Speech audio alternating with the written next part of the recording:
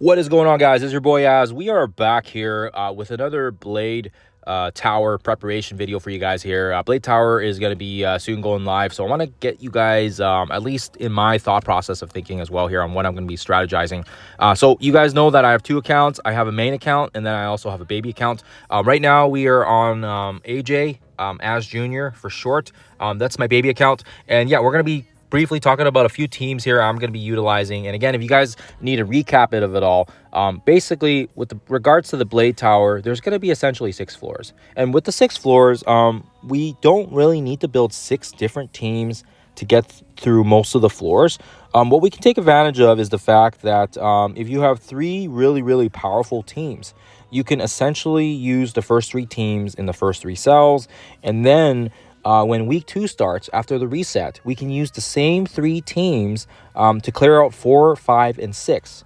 And then once we clear out 4, 5, and 6, it resets, right? It resets, and then in a way, we can utilize the same 3 teams again after the reset, and that is how we kind of min and max the tower here without having to overly spend a lot of our resources, right? I know a lot of people are like trying to crunch their resources, trying to get everything all squared out. But yeah, if you're a newer player, if you're a returning player, it's obviously difficult because there's always a resource crunch. There's always a lot of materials involved, and we want to make sure you can get the most bang out of your buck.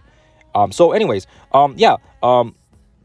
let me know what you guys think about the strategy. And again, I don't think it's anything new, but this is what people have been utilizing. So let's quickly talk about some of the teams here. So trying to stay current with the current meta as well, we want to make sure we can utilize teams that are going to be very powerful for our account moving forward, and of course as well in the next stage, right? So I think just to kind of start us off fresh here, let's do it in the Age of Fear saga, so then you guys have a nice clean slate. But yeah, the first team we're going to utilize here, and this team should be pretty solid in a lot of different game modes, and on top of that, they're going to be solid for your game moving forward. And on the towers, I think they've already made it very clear that this is going to be a kind of a key team in the Age of Fear, so no surprises here. It's going to be basically the our Symbiotes. We use this team extensively for on Arena as well, and as you guys can see here, I'm slowly getting some of these monsters built up. We just had Echoes of Abyss as well here coming around, and unfortunately the red stars aren't in his current event, but hopefully he does come back so people can get some red stars on him. And I, for myself, am trying to also get what is it? I'm trying to utilize the diamonds here when we can get them. But yeah, unfortunately, I haven't been lucky with the diamonds on any of them. So hopefully we can get some of them soon. As you guys can see here, we're kind of empty on diamonds. But yeah, one thing I like about this team during the Blade Tower is the fact that you can actually separate some of the pieces, right? You can separate Venom or Riot. If you need a stunner, you can use Toxin, right? You can separate some of these pieces because they are very strong on their own as a 3 or 4 piece unit. So that means you don't necessarily need to always have these guys together. So that's kind of the reason why they're in there as a top team, and you can kind of mix and match. The second team we'll utilize is a former Arena team as well here, and it shouldn't be a surprise since I've already done footage on these guys in some of my other videos, and that is of course the Fantastic Four. This 3-piece unit is very similar to the same way that the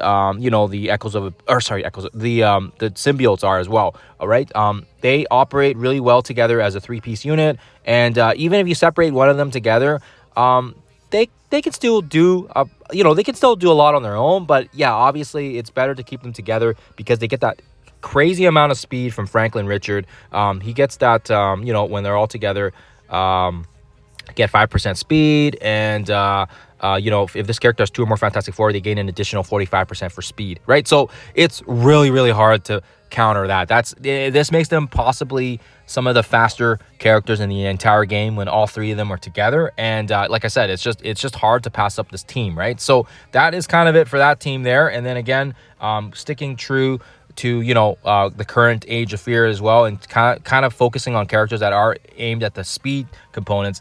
We have to kind of aim for one of the best characters in game right now, which is Surfer Breaker, and he is, I think, the third or the fourth highest in terms of attack power. So you have to utilize him here. And then we also have Ebony Maw, which brings in a lot of the speed and the slow mechanics as well here. And Minerva is there for a nice heal. So again, his ultimate is going to basically rewind, and he's going to fill the speed bar for himself and 5% for his allies. So, and he can also reduce and apply the slow as well to the enemies, right? He applies slow for 2 turns and trauma, and then he also gives his team a little boost of speed. So mine's not entirely geared up, as you guys can see here, but that doesn't change the fact that his abilities are the reason why we have this character on this team. And of course as well, Surfer Breaker in his own right is very, very good, and I'm trying to get him leveled up right now. I don't know if he's going to be able to handle the Omega sections, but that's the game plan right now, and those are the 3 teams. So if you want to focus on 3 teams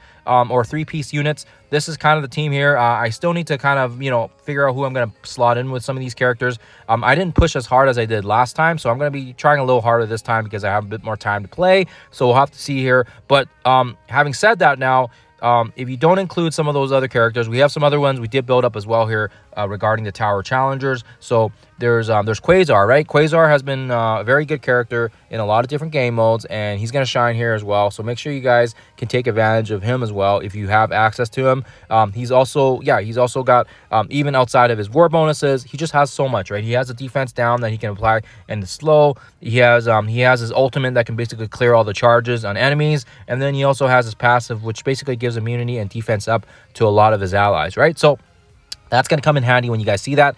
Some other key mentions here as well is I'd like to say Emma is a good one because in this in this current tower, there's no war or cosmic crucible buffs, right? So that means speed is king, and her passive itself applies a 10% minus speed to all enemies. Now, you don't need to have her last ability T forward. I mean, you can if you want, but she basically gives her team a boost of speed because of the fact that she has that minus 10% passive, right? Don't forget, there's also some other key characters that we've been leveling up here for the, you know, for the current events, and of course as well, Spider-Man, our boy wonder, Peter Parker. I don't have him leveled up as much because I need to get some more gear on him, but yeah, he is absolutely bonkers. Make sure you guys use him as well here. He's not only one of the faster characters that you can use at the speed of 128, but he's got a special that can apply defense down and slow. It doesn't look like I even upgraded that up yet because yeah, I haven't played this account, so you guys can see a little bit sloppy there. But yeah, you can definitely for sure use Peter Parker here because he is amazing. He's been reworked a little bit as well. We also have other characters like, for example, Sentry.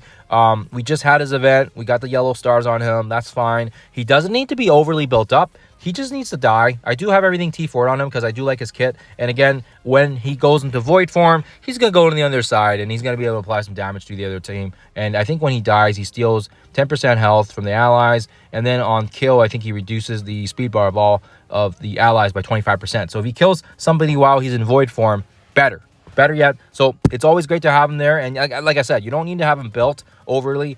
Some other characters that I don't have built up on this account that I will mention is Jeff. He has basically a turn 1 cleanse that can take off the safeguard. Oh, you can't see it there. He can basically apply the silence, and he removes the duration of 2 positives from all enemies. So I do got to bring him up here. I think I'm going to wait and see here how much resources I have. My 2-star Storm Mighty as well. We're going to get some shards on her, so hopefully I can get some more shards on her on this account. But she is also very, very good if you have them built up. Unfortunately, like I said myself, I don't have this one built up, which is fine. But if we're focusing on 3 teams here, like I said, consisting of Fantastic Four, our Symbiotes, and our Omen teams, I think I can manage plugging and playing some of these other stragglers left in here that I can take advantage of. Because again, end of the day, you don't want to over-invest on this event as well, because you know, Blade's important, don't get me wrong. He's a raid character. He's going to be crucial for probably in the future for content as well. But at the same time, we've been able to perform quite well,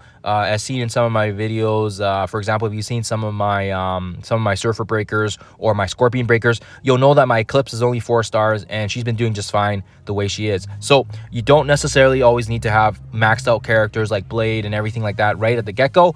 We can kind of get by with lower star characters with a little bit of skill and a little bit of, you know, like I said, their abilities, right? Ebony Maw is a good one example here because he doesn't need to be overly built up. He just needs to have that ability to drain and heal and also rewind, and it helps give the team a little boost here. It looks like I need to put some isolates on him as well here, a little bit sloppiness. And Hulk, yeah, I mean, Hulk was better before the rework, so I don't really have anything I want to say about Hulk, but like I said, there's some good characters here you can utilize. You just want to make sure you're not over investing too many on some of these other characters. And like I said, Eclipse, I got her as a 1-star on this account, I guess. But anyways, let me know what you guys think. Those are the teams in a nutshell. Like I said, we're gonna utilize our symbiotes. And we're going to try to mix and match if we can move around some of these characters if we need to help support some of the other characters. We have our Fantastic Four, which is kind of our most built lead team because we were using these guys before the symbiotes came into the picture. And then finally, we have our Omen team, which is kind of fresh right now. Still got to get some more stars on Minerva. Still got to get a few more stars on Ebony Maw as well and on Surfer Breaker. But it is what it is, guys. It is what it is. It's a slow, but it's a gradual and progressive grind. Especially with this game. Also, keep in mind, my account on this one is about approximately, let's go into the achievements here. I started this account back in January. So about 2/3 of the year, I guess, almost done here. But yeah, it's about 200 and some days. So just so you guys are aware of how old this account is. Other than that, let me know in the comments below how you guys are going to tackle on your Blade Tower. Let me know if you guys are going to use any of these teams. I'll see you guys in the next one.